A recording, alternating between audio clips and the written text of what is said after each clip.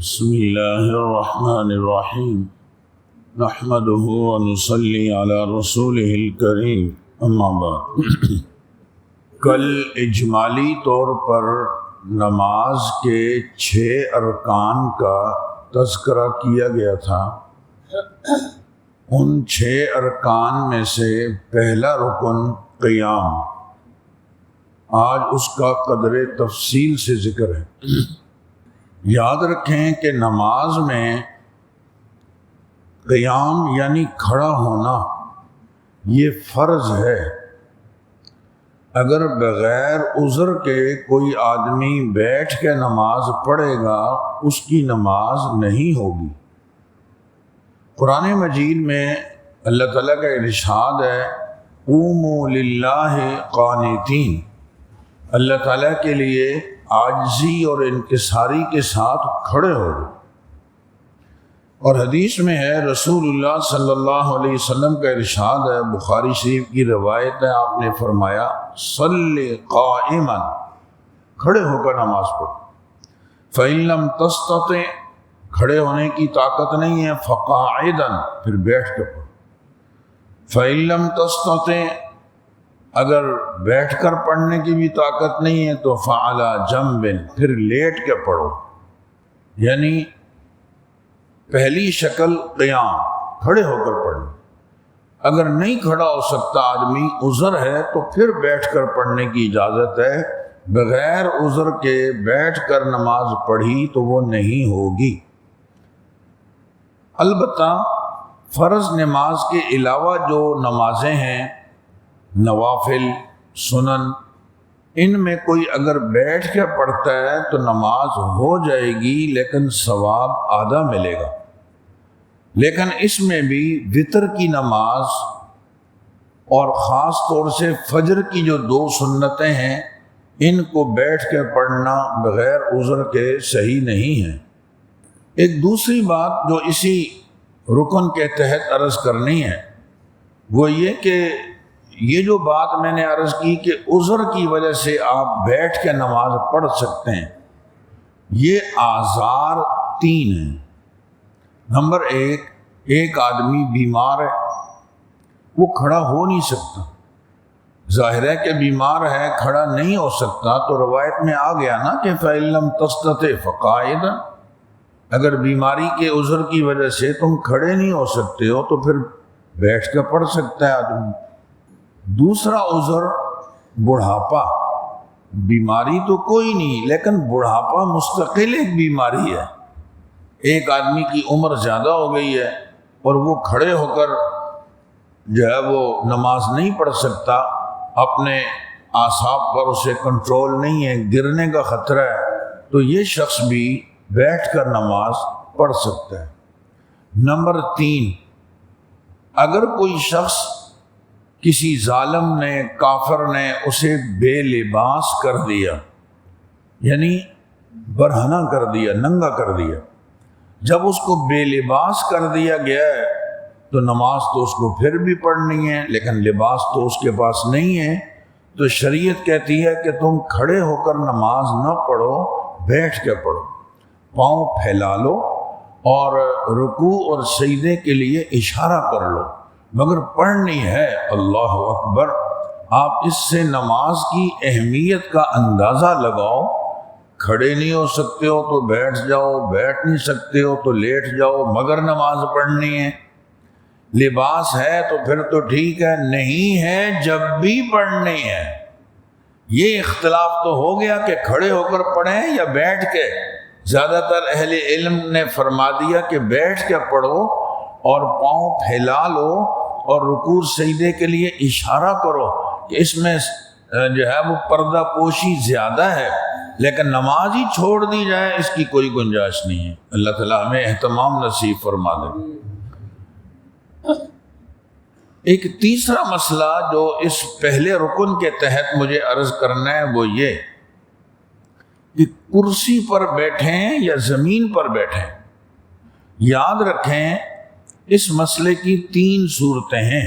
Number 1، جو شخص صرف کھڑے ہو کر نماز پڑھ سکتا ہے، یعنی کھڑا ہو سکتا ہے، کئی لوگ کھڑے ہو سکتے ہیں. دیکھا ہوگا آپ نے کئی لوگ چل کے آ رہے ہوتے ہیں، آ کے کرسی بھی بیٹھ جاتے ہیں. یہ گویا کھڑے ہو سکتے ہیں، لیکن یہ رکوع اور سجدہ نہیں کر سکتے زمین پہ. جو آدمی کھڑے ہو کر نماز پڑھ سکتا ہے لیکن رکوع اور سجدہ زمین پہ نہیں کر سکتا، تو ایسے آدمی سے قیام بھی ساقط ہو جاتا ہے. یہ کھڑا بھی نہ ہو کوئی بات نہیں ہے، یہ بیٹھ کر پڑھ لے. نمبر 2، ایک آدمی قیام، رکوع، سجدہ سبھی چیزوں پہ قادر ہے، اس کے لیے پھر بیٹھ کر پڑھنے کی کوئی گنجائش نہیں ہے. اور نمبر 3، ایک ایسا آدمی ہے جو قیام تو نہیں کر سکتا، قیام تو نہیں کر سکتا، البتہ سجدہ زمین پہ کر سکتا ہے. قیام تو نہیں کر سکتا لیکن سجدہ زمین پہ کرنے پہ قادر ہے، تو ایسے آدمی کے لیے بھی پھر بہتر یہی ہے کہ وہ زمین پر بیٹھ کر نماز پڑھ لے. مجھے جو اس میں اہم بات کی طرف اشارہ کرنا ہے وہ یہ کہ جب بیٹھ کے نماز پڑھنی ہو، اب 2 صورتیں، ایک یہ کہ زمین پہ بیٹھیں اور ایک یہ کہ کرسی پہ بیٹھیں. اگر تکلف کے ساتھ بھی زمین پہ بیٹھنا ممکن ہو تو آدمی زمین پر بیٹھنے کو ترجیح دے. یہ یہود و نصارہ کی عبادت کے ساتھ تشبیہ ہو جاتی ہے بغیر شدید عذر کے کرسی پہ بیٹھنا. پہلے یہ چیزیں تھیں نہیں. آپ کچھ عرصہ پرانا پیچھے جائیں، مسجدوں میں کوئی کرسی نظر نہیں آتی. اور ہم نے اپنے کئی اساتذہ کو، بڑوں کو دیکھا کہ بڑی مشکل سے اٹھتے تھے، کبھی یوں دائیں بائیں ہاتھ کو آگے کر رہے ہیں، پیچھے کر رہے ہیں اور زمین سے اٹھ رہے ہیں. وہ کھڑے ہو کر پھر نماز پڑھتے تھے. جب بیٹھے ہوئے ہیں تو زمین پر بیٹھ کر نماز پڑھ رہے ہیں لیکن مشکل سے جب وہ سجدہ کرتے ہیں، اور سجدے سے اٹھتے ہوئے میں نے عرض کیا کہ اتنے تکلفات کرنے پڑتے تھے لیکن بیٹھتے تھے زمین پہ. زمین کا سجدہ اللہ ہمیں عافیت سے نصیب فرمائے. یہ مستقل میرے رب کی بہت بڑی نعمت ہے. لیکن اگر بہت مجبوری ہے کہ آپ زمین پہ نہیں بیٹھ سکتے تو پھر آخری شکل بالکل یہ ہے کہ آدمی کرسی میں بیٹھ جائے، پھر یہ بھی بہرحال جائز ہے. لیکن میں نے عرض کیا کہ کرسی اور زمین دونوں میں آپ بیٹھ سکتے ہیں، زمین پہ بھی بیٹھ سکتے ہیں، کرسی میں بھی. اب کیا کریں؟ تو زمین کو ترجیح دو کہ زمین پر بیٹھ کر پڑھنا یہ زیادہ افضل ہے. نماز کا جو پہلا رکن تھا قیام، میں نے اس کے بارے میں آپ کو یہ 3 باتیں بتلا دی. نماز کا دوسرا رکن ہے تکبیر تحریمہ. تکبیر تحریمہ کے حوالے سے بھی 3 مسئلے ذہن میں رکھنے. نمبر 1، نماز شروع کرتے وقت جو آدمی کہتا ہے نا اللہ اکبر، یعنی نماز کا آغاز اللہ اکبر سے کرنا یہ فرض ہے، اسی کو تکبیر تحریمہ کہتے ہیں. اچھا، آپ نے غور کیا ہوگا کہ جب تک آپ نماز میں داخل نہیں ہوئے، آپ نے اللہ اکبر نہیں کہا تو آپ بات چیت کر سکتے ہیں، کھانا پینا کر سکتے ہیں، دائیں بائیں آگے پیچھے سب دیکھ سکتے ہیں.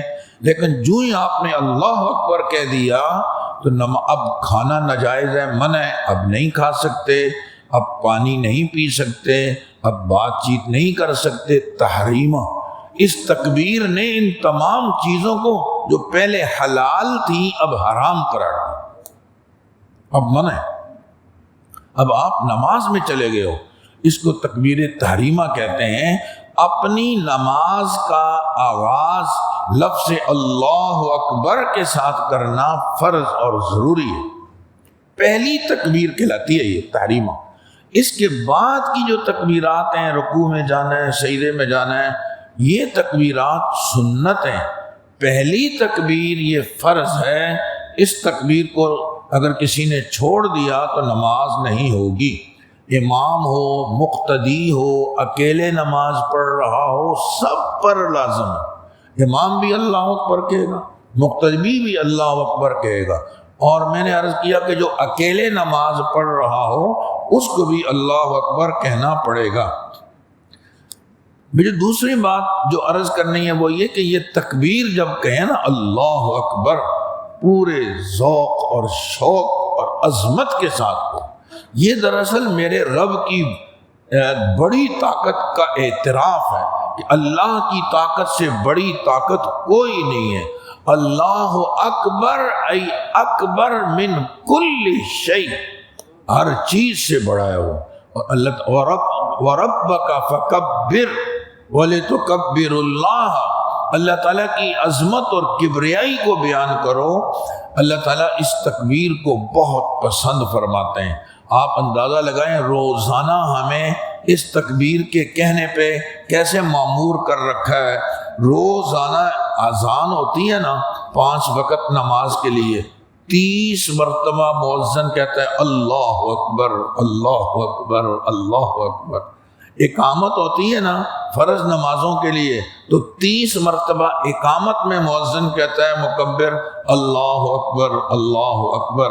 اچھا، روزانہ جو ہم فرض نمازیں پڑھتے ہیں باجماعت یا اکیلے تو تکبیرات تو کہتے ہیں، 94 مرتبہ اس میں آدمی کہتا ہے اللہ اکبر۔ سنت موقدہ اور وتر کی نماز ہم پڑھتے ہیں، اس میں ہم کہتے ہیں اللہ اکبر اللہ اکبر 84 مرتبہ، یہ اس میں کہا جاتا ہے۔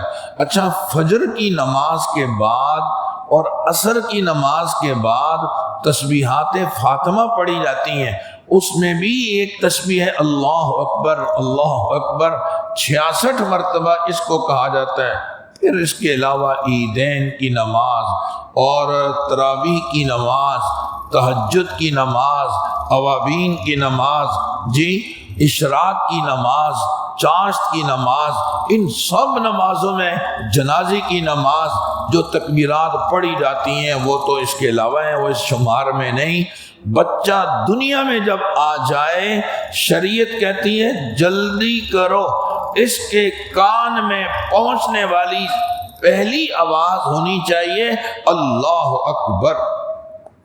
اور جب دنیا سے چلا گیا ہے اب اس کی آخری رسم ادا کرنی ہے جنازہ، اس میں بھی کہنا ہے اللہ اکبر، اول بھی اللہ اکبر آخر بھی اللہ اکبر۔ اللہ تعالیٰ کو یہ تکبیر بہت پسند ہے۔ سو عظمت کے ساتھ آدمی ایسی ڈھیلا ڈھالا اور کاہلی کے اور سستی کے ساتھ نہیں، اپنے رب کی عظمت کا اظہار دل میں ہو، معنی پر غور اور توجہ ہو اور کہے اللہ اکبر۔ یہ تکبیرات کی اپنی ایک عظمت ہے، ایک تعظیم ہے۔ تکبیرات تشریق کہنے کے لیے نہیں کہا جاتا گھر سے نکلو تو کہتے ہوئے آؤ اللہ اکبر لا الہ الا اللہ واللہ اکبر اللہ اکبر وللہ الحمد۔ یہ رب کی عظمت کا اظہار ہے، اور وہ رب ایسا ہے کہ اس کے ساتھ یہ بڑائی جچتی ہے۔ میں اور آپ تکبر کریں گے تو کس چیز پہ؟ ہمارے پاس جتنا کچھ ہے وہ ہمارا ہے ہی نہیں ہے، وہ کسی دوسرے کا دیا ہوا ہے، تو دوسرے کی گاڑی کی چابی لے کے بندہ کیا تکبر کرے گا؟ کرائے کے مکان میں رہ کر کیا غرور کرے گا؟ جو نعمتیں ہمارے پاس ہیں ہماری نہیں ہیں، یہ ہمارے رب کی دی ہوئی ہیں، اور یہ نعمتیں عارضی ہیں، وقت کے ساتھ یہ چلی جائیں گی۔ دائمی نعمتوں کا مالک اور خالق میرا رب ہے، وہ ہمیشہ سے ہے اور ہمیشہ رہے گا، اس کی نہ کوئی ابتدا ہے نہ کوئی انتہا ہے۔ هو الاول والآخر والظاہر والباطن۔ تو تکبیر تحریمہ کہتے وقت اللہ تعالیٰ کی اس بڑائی کا پورا اعتراف گویا ہم کر رہے ہوتے ہیں، اس کی عظمت دل میں ہو، اس سے اللہ کی بڑائی اور اس کی محبت بڑھتی ہے، اور اغیار کا جو خوف ہمارے دل و دماغ پر چھایا ہوا ہے انشاءاللہ وہ کم ہوگا۔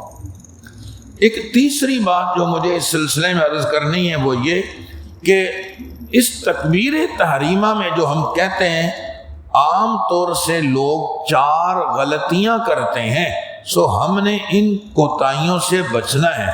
وہ 4 کوتاہیاں جو عموماً لوگ کر جاتے ہیں، اس میں پہلی کوتاہی یہ ہے کہ اللہ اکبر کو کبھی لوگ الف کو کھینچ کے پڑھتے ہیں، اللہ اکبر۔